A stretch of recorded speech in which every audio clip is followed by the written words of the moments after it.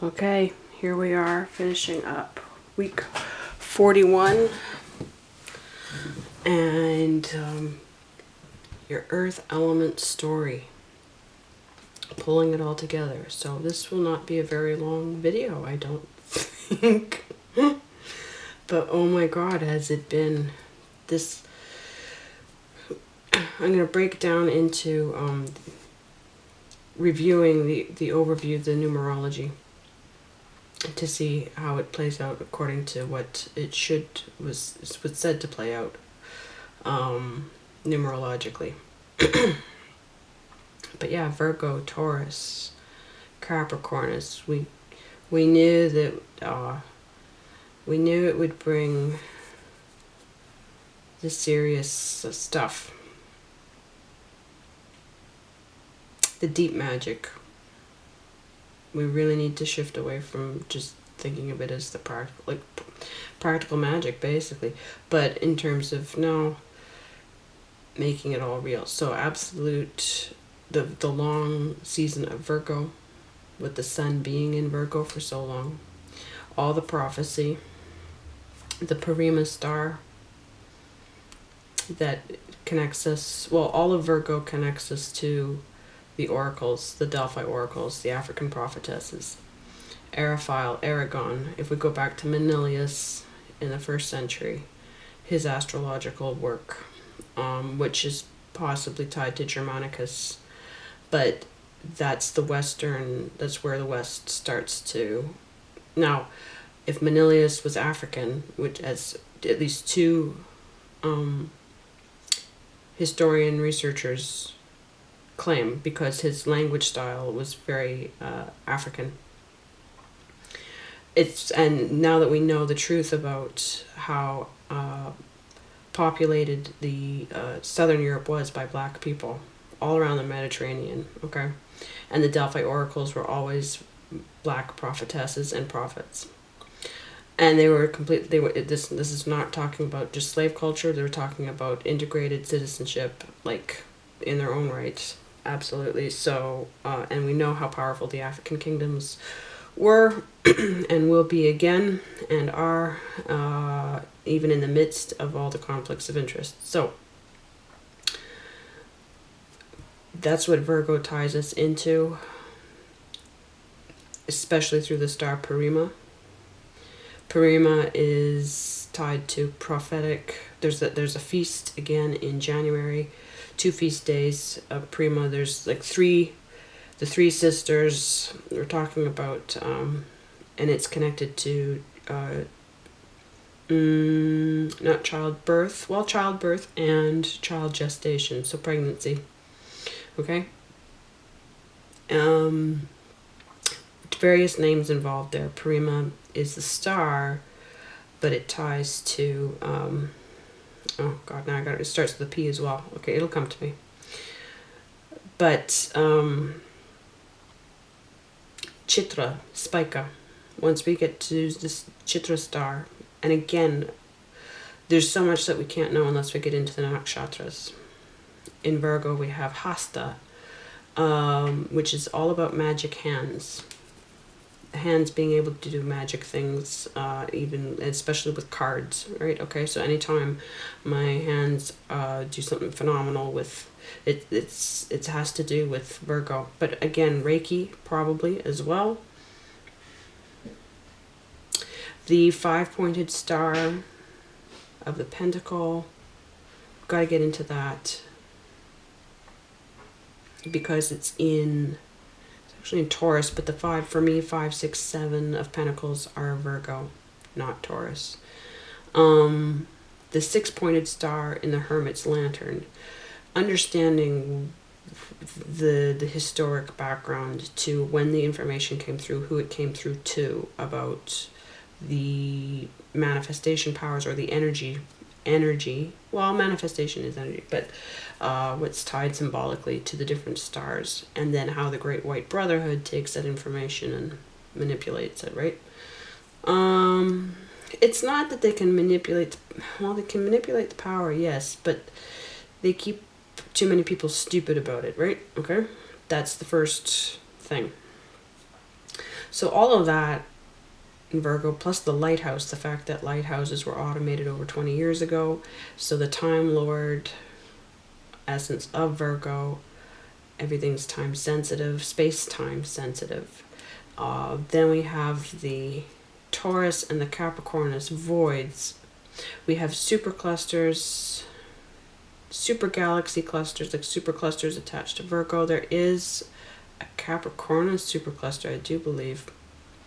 But what we experienced in the journey were the voids, the super voids, and the Taurus donut, the shape of the universe that we're in, this little pocket of the multiverse.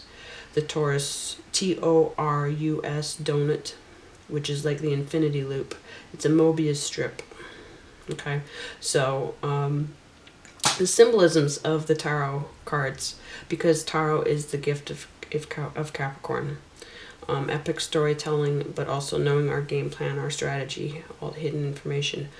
But also, back in Virgo with Chitra, the forbidden path. And I have to thank vidyamitra.com for so much of this information. And I've been to many places, but they knew to get me squared up with Vidyamitra in particular. So, and Vidyamitra references multiple documents. But the forbidden path, and I know that I'm on the forbidden path because I'm going after what the great architect doesn't want me to know. Again, my god is a hacker god, so very much with Kali. Taurus, we have Kritika Nakshatra, or Kritika Nakshatra, and that's all about the motherhood, the being the surrogate mothers, the 6 mothers of the Pleiades, or the 7 mothers of the Pleiades, depending on what time humans could see how many stars, 6 or 7. We have the oldest story of that comes from Africa, and it's being suppressed because thanks to Natural Tahuti and Mama Zagabe, her work, and Natural Tahuti's behind bars, locked away for at least 15 years for drug charges and murder charges that don't belong to him. To take him out of circulation for telling the truth. So in Taurus, we have, again, we got into this in Libra as well, of course, because of Venus, but because of the Pleiades in Taurus, in Kritika, which attaches to Kartikeya, this is the energy of the 6 faces of a god that is raised by 6 mothers, okay? We're talking about energy. We get back to the guy that I discovered on Quora, Krishna Iyer, who understands that he does the work of, and I'm sure others have done it, but I found it through him. They led me to him, that the Indus Valley seals are actually pictograms of particle physics and astrophysics, and then it gets turned into religious personas, yes, but it is not that in fact. And so what we're talking about really, and so much in astrology, are particle physics at work in our lives, and astrophysics at work in our lives. And the Upanishads, I believe he says the Upanishads originated with there being basically a singular god, okay?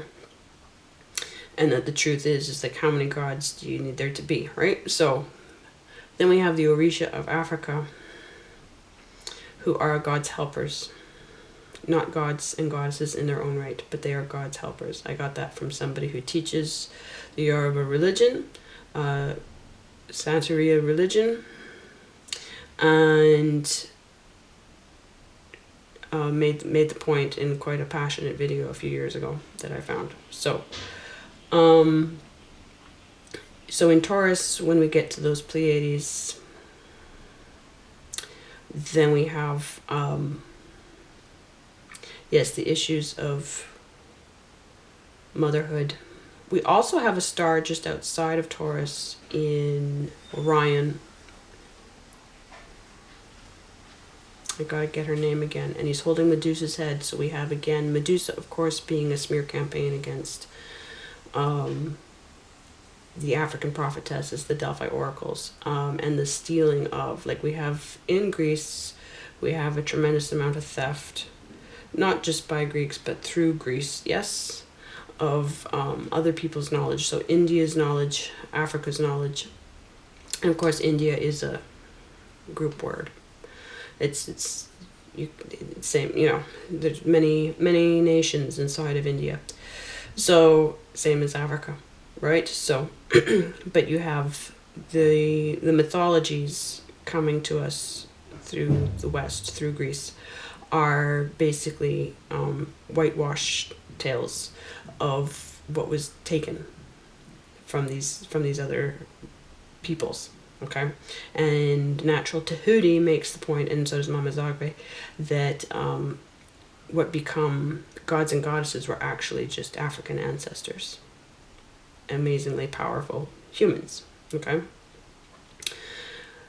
what else do we have in Taurus?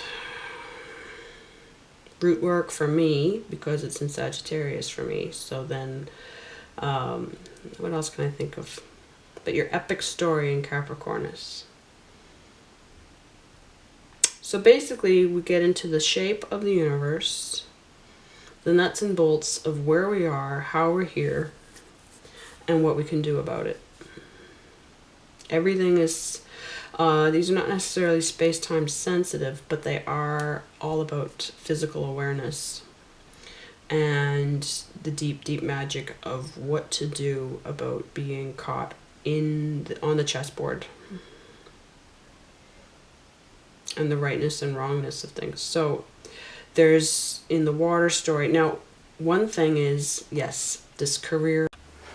So I was looking to Capricorn to be the career house, but it's not turned out that way according to the experience and the evidence.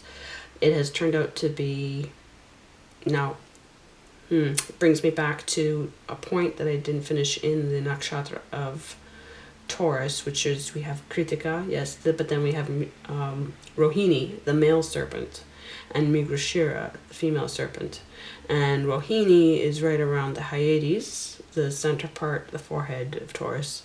And then Mrigashira takes us down into, well, if that's taking us down into Orion, then we weren't going up into Orion before. Who were we going up into that's holding Medusa's head? I don't get it, but anyway. Shit. Oh my god. Okay, who's holding Medusa's? Who would be holding Medusa's head? What matters most is Medusa's head. Okay, so Mrigashira, the female snake, and then understanding the snake energy, the serpent energy. And it's highly sexual, yes, but it's also protective. It's also, there's so much Venus skill sets tied to understanding that energy, harnessing it, right? And again, we're not going to get that from studying Taurus. We're going to get that from studying the nakshatras and studying Rohini and Mrigashira.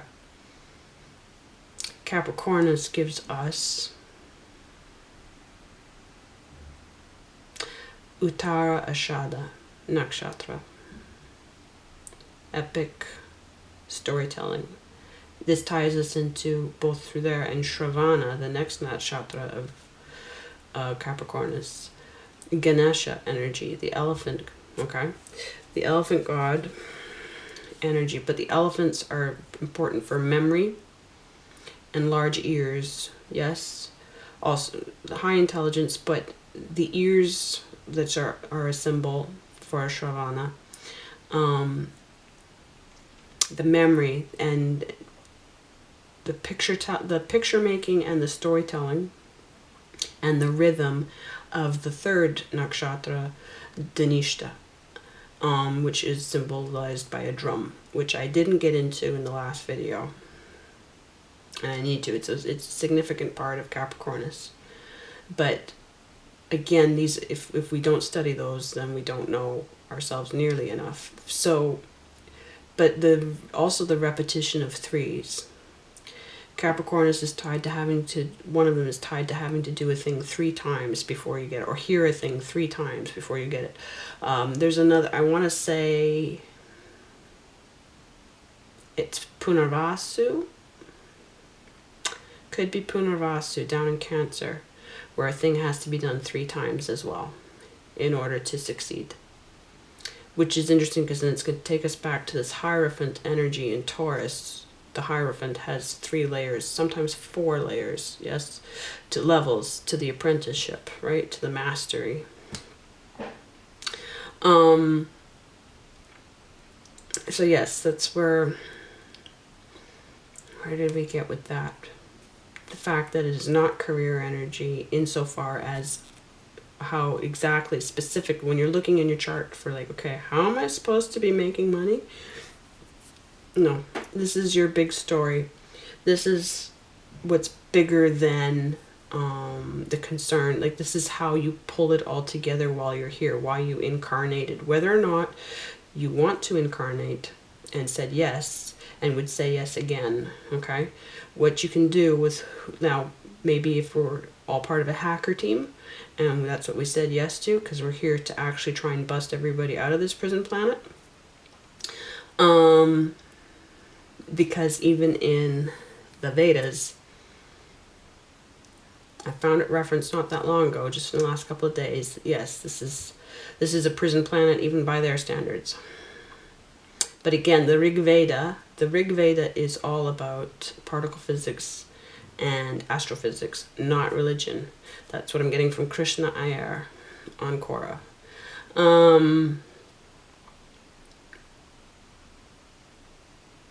Still doesn't change it being a prison planet, but or universe. Which we also get from Kabbalah. Kabbalah tells you straight to your face that you're in a prison. Only and then it pins it on you. It's like it's your own fault. But no, the epic story. So I found, in contrast, I was like, okay, so if this isn't about the money, what's about the money? 8th house. We know 8th house is about other people's money, but that's the point. Other people's money. So who you are and what you're doing. So then we look to 8th house about how it plays out, and we have to look at it through the uneven house system. And that's how we find out where that's where you're going to find the pattern of employment, because it doesn't matter if it's like what you love to do or what you have to do. Money is money in terms of how it shows up in your chart, right? In terms of, and then we have to get into the Leo placements, because my God, we're not going to know this through Leo except what they steal from Jyotisha, from the astrologies out east. We're not going to understand it unless we understand Kritika Nakshatra, which is all about the ancestral influences on you and karma to primarily your father's money, but let's say anybody's money. I'm trying to remember if there's another nakshatra that touches on this as heavily. I really think it doesn't. I think primarily Maga is the nakshatra of who's messing with you or helping you ancestrally, and what are you tied to that has to be resolved in order to be free in your own money. And how much in this prison planet system, how realistic, it is to actually, what you want to actually pursue all said and done, which is what your 10th house is really all about, the big picture. So that's me getting a grip on the situation that is fucking huge. It's just huge. The card that played out in all predictions for all 3 houses, the Hierophant came through 3 times. So to emphasize the repetition of 3, and one other card came out twice. And this is partly why I do the meditations, is to make sure that I really come to understand the meditation videos on these reads, to make sure I end up with some sort of deeper understanding of what they're saying to me. The World card came out twice as well. And what I discovered, I was trying to figure out who is this, because I have the Bhagavad Gita, and I know by reading it that Krishna is nothing like Jesus. Sorry. Krishna actually takes credit for putting us in repeat life cycles, especially if we're pissing him off. To put us in like punishing life cycles. So no thanks. And I found one person pointing out on how many times Krishna reveres Shiva in the discussion whether or not Krishna is himself a god. And it's like, well, no, he's a devotee of Shiva. And I would say, considering if we need to go back and understand everything to be communication of particle and astrophysics, then yeah, we have energies playing out. So he's going to be an aspect. It's going to be an energy. Is my take. I had to take Christianity all apart and look critically at the God that I grew up with. That's the whole point of, that's the whole point, is if God, however, God can handle, and God needs us to take everything apart in order to get to the truth. Because we've been lying to each other generation after generation after generation. So this is all one huge MK Ultra piss pot. And the sooner we fight to get to the truth, the better. And, but so this man, right, repeating here, it's Vishnu that's riding it. Now I don't yet understand if it's two aspects of Vishnu or Vishnu and wife, but I looked that up. So I thought it was interesting because this was repeating and repeating. So there's something they need me to understand more about that energy that I will dig into. But this Hierophant that has repeated and repeated and repeated, that's what something I want to get into with the tarot, because I would say that the Earth story has been very much about understanding how to interpret and get the playbook all set up. Okay, so let's just... Sorry that was not so exciting to look at for a few minutes there. But I'm probably talking to myself anyway. It just needs to be what it needs to be in order to have everything documented correctly. So the Earth story... Oh, I took the first page away. I'm a genius. Okay, this page actually needs to be fixed because I was putting too much emphasis on investors, on the business side of things, on the... It matters, yes, but this needs to actually be incorporated more into 8th house then. Which will be interesting to see how it plays out with 4th and 12th. Because what we need to worry about more is the bigger picture. Just like that portal in the 10 of Pentacles. There's the black and white check, Freemasonic, Great White Brotherhood finish line. Yes, the portal. Again, and the World card is the portal, so Saturn energy. But yeah, there needs to be, what did I say here? Prophecies, more about prophecies for 6th house. Space-time sensitive actions, okay? As opposed to what really got the ball rolling for me on this was coming back to this book, to this part of the book, this page, and seeing that I was like, your work guides, Pluto, are in this constellation. And I was like, what the hell have I been saying to myself? But I had a vague memory of them guiding me into why I should write that, because everything in here was through rapid fire but heavy duty communication with them. Again, like 2 years ago I didn't know I was doing this book at all, okay? But your guides, your Pluto, so if Pluto are your professional guides, and I should say professional guides, well, no, let's go with work. If Pluto are those guides, then Scorpius and Scorpio have more to do with that than Capricorn at all. Because otherwise we're talking about Saturn, which are your calculated risks, your boundaries, and your fears. Bigger theme than just work, right? This is very specific. So I thought, okay, well, I know Scorpio's house is typically about other people's money and taxes, and it's directly across from second house. With second house, we need to look at in terms of it's a bigger picture than the money that you have anyway. So we could say potentially we might get to the point where basically all of your means are coming to you through eighth house. However, a skill set Uranus, absolutely. Like this is all true. It just needs to be shifted, and in its place, we have to look at. This is where I want to get into the cards a bit, okay? This is where what came through in these experiences, right? So I pulled out these, hopefully I'm fairly efficient today.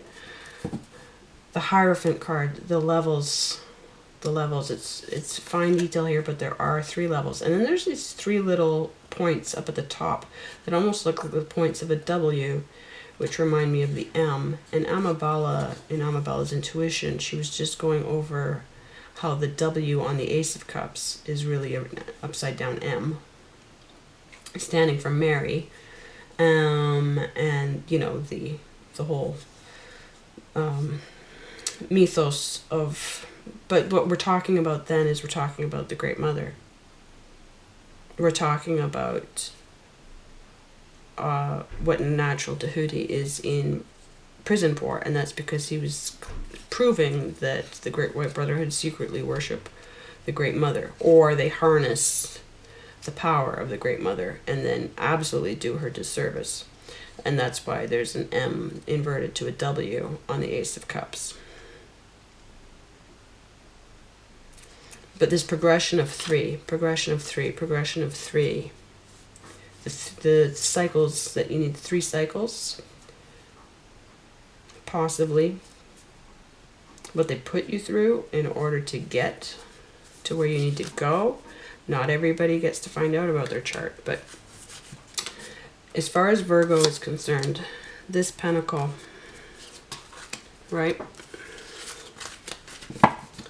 This 5-pointed star, and for me, going back to this, what I figured out by studying my North Node, because it ends up on the 5 Pentacles in Virgo. Because for me, again, Virgo is 5, 6, 7, and the Knight of Pentacles. Because for me, Virgo is fixed Earth. Takes us to this, now Ayurvedic isn't even the right word, but let's just, for the sake of it, Ayurvedic, okay? Vedic.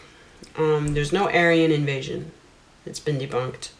I'm not going to fall into the other camp of being uber nationalistic for India, because I know that India is more than India.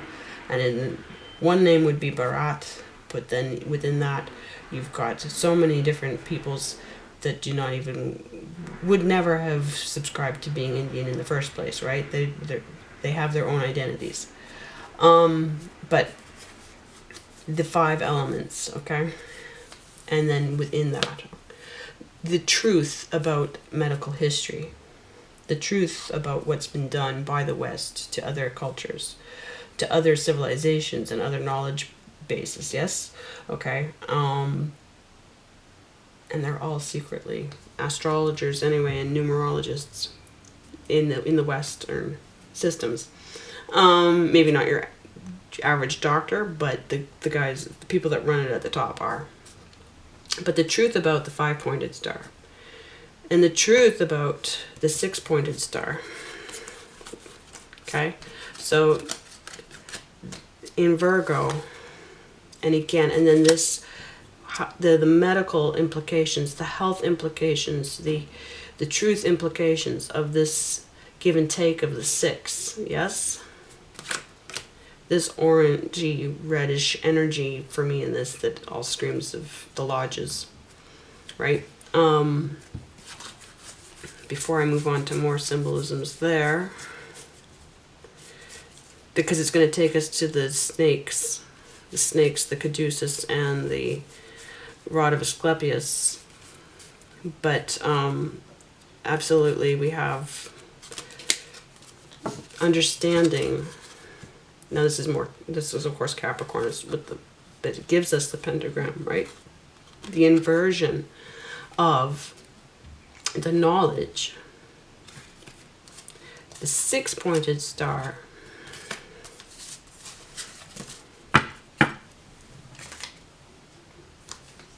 Okay, which is, again, that takes us to the Taurus energy, the Taurus experiment, the Taurus, the Merkaba, the life force energy. Okay, and within that is this cone of yoni, the yoni energy, the birth energy. But yes, life force. So this takes us again to even into Taurus. So this whole journey, and then we have what's interesting here with the star card. But I mean, right there, looking at the cards in a new way, it's like, what is the truth of the 6-pointed star? What is the math behind it? What's the science behind it? The physics, the occult, everything. And the pentagram. Okay, so that's the journey of the pentacles. But also, in the star card, we have 2 stories. I'm going to bring out Chariot as well. I'm going to bring out Venus as well.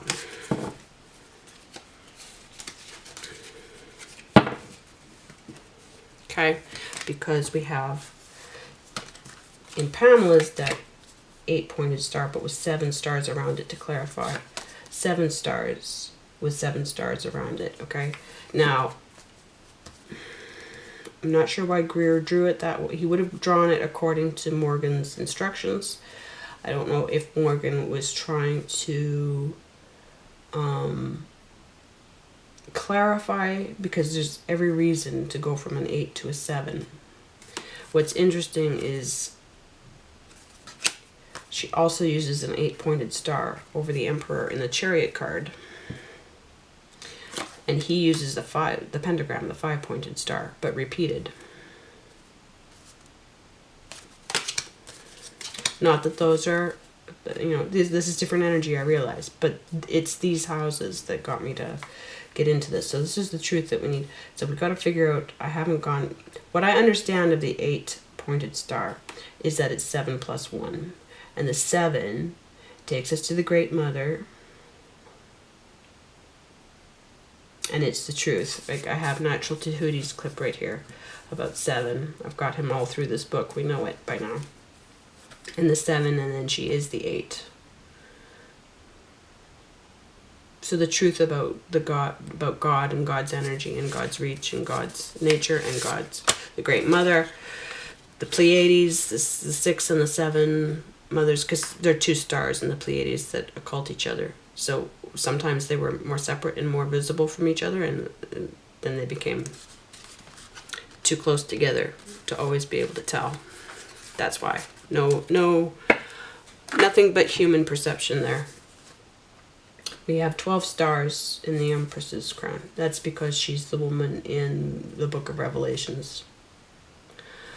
That was one book of many books of Revelations at the time. It's a hodgepodge, yes. So the 12, it's a zodiac. Zodiac. But the Western zodiac, it's... Okay, so the truth, yes. That's what these need to be focusing on. Is when we get to the scope of this page is too small. It needs to totally branch out into absolute witch work. This is about being a witch. Male, female, they. Because this is your strategy. So we want to get your strategy. We want to get who you incarnated as, because yes, you come in through first house. Yes, there's who you are, but then there's because you need some part of yourself that's you and not just the power that you're bringing to earth, right? Like, that's the difference between Aries and Taurus. And then the time sensitive nature, what needs to be done and when. And there's no give or take about that. Like, things are going to happen in your life. The divine timing is going to happen when it's going to happen, because we have to stay on schedule, right? There is a specific space-time for Virgo actions. And it's taking action on the projects according to the strategy. Working forward in time and backwards in time, because the devil's working forwards and backwards. God's working forwards and backwards, yes? And paying it forward, and, you know, all that stuff. So I would still say that that's even within a linear time frame. Once they put these clocks in motion in this part of the multiverse, right, then there is a linear progression. There's sequencing. Absolutely, there's sequencing. But outside of that, there's like, then they knew everything ahead of time. They knew how bad this was going to be. They knew what they needed to do. Once it's all on paper, everything was on paper. Everything was charted. They designed the constellations before they put everything in motion to create the constellations. Absolutely. That's what product design is. When you know enough, because you've experimented, you can actually, you become a professional product designer because you're able to anticipate, you know the process enough, you know your materials, you know your techniques, so that you can put it on paper first with pretty much full knowledge. There will be some give and take, but basically by the time you come back and you put it on paper, you are that expert enough that it is on paper. And that's why we have charts. So this all needs to I need to level this up, what, threefold? I'm guessing.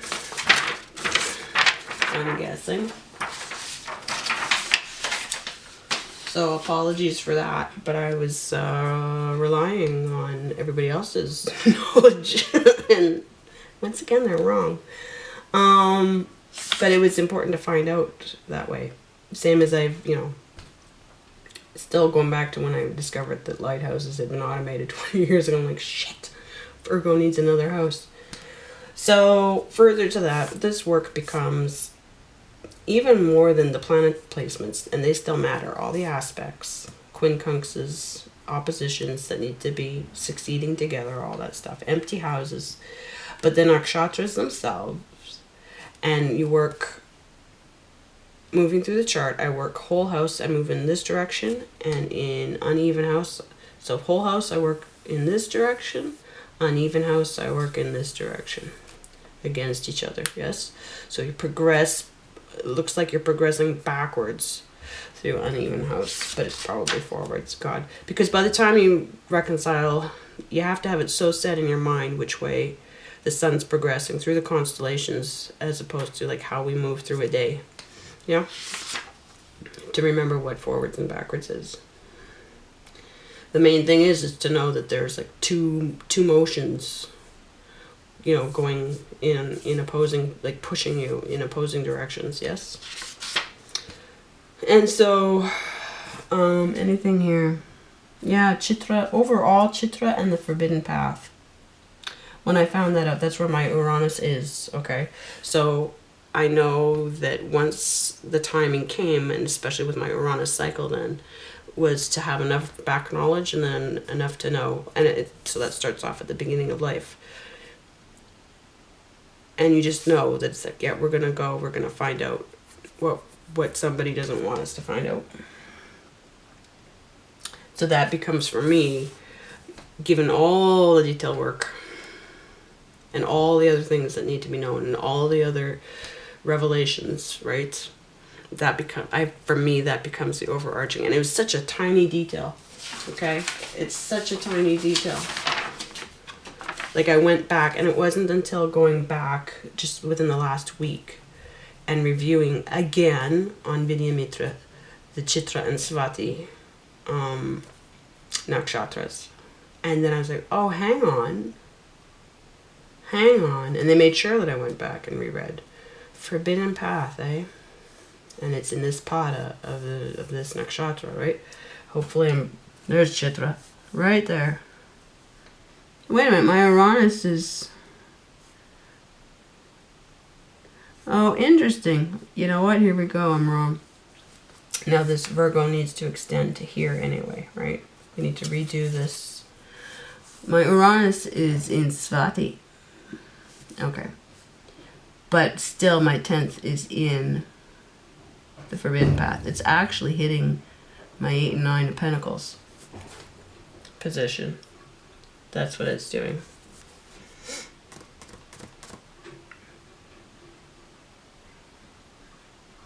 So it's not even the most obvious.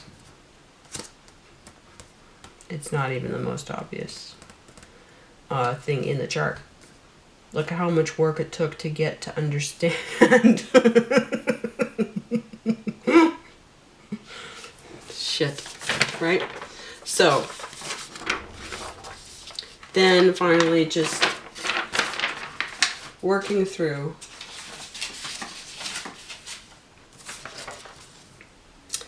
the reason why to even play this thought experiment again of combining the houses to figure out what kind of house you need. It's all about self-awareness. It's about who am I, how am I functioning in this house, right?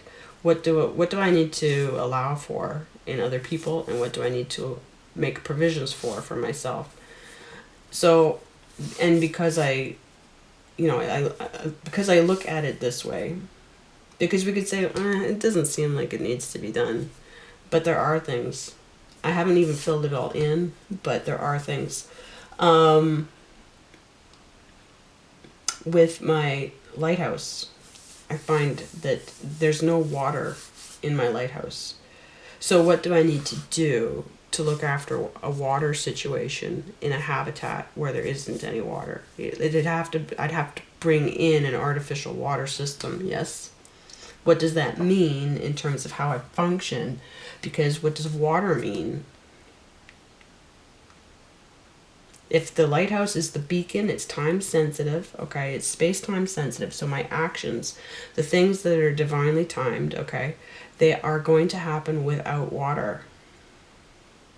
That means they're going to happen without, like, I have to do something about the psychic connection. I have to do something about the psychic knowledge. I have to, like, it's missing. It's missing. This is all about the prophecy, right? Prophetic energy, okay? And somebody speaking through you. So how do you do that when there's no water? What do you do about that?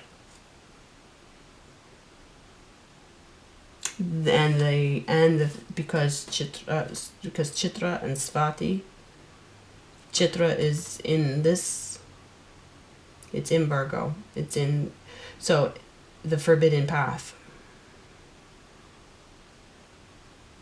So completely beginning of drawing for me is where I can say that I absolutely had to experience doing something completely without until the end.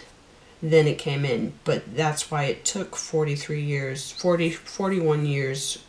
I mean, I was always psychic, yes, but in terms of guides, in terms of knowing why I'd painted a pink spider, in terms of knowing, like, no, that was a path, that was the forbidden path. The pink spider is the forbidden path.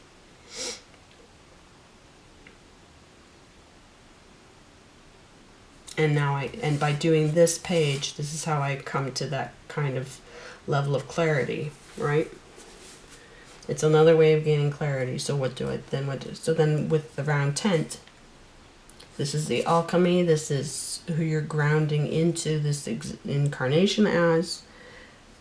This doesn't combine with the lighthouse, neither does my exotic outpost. It has all the elements in it. It does have water. They both have water. But there is no lighthouse overlap with these two. So there's nothing time sensitive. There's nothing space-time sensitive about what I need to do in 2nd and 10th houses.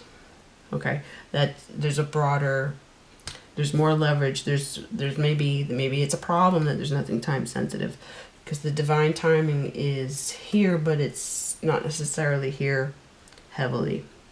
And this is where you're going to do your witch work, your wizard work, your sorcery. Okay. This is where we had to learn about the 3 stars. The 5 point, 6 point, 7 point, now I would say 8 point. And I would have to do more work about the 8 point star just to make sure I'm totally clear, because if I haven't looked into it enough, then I know that I don't know.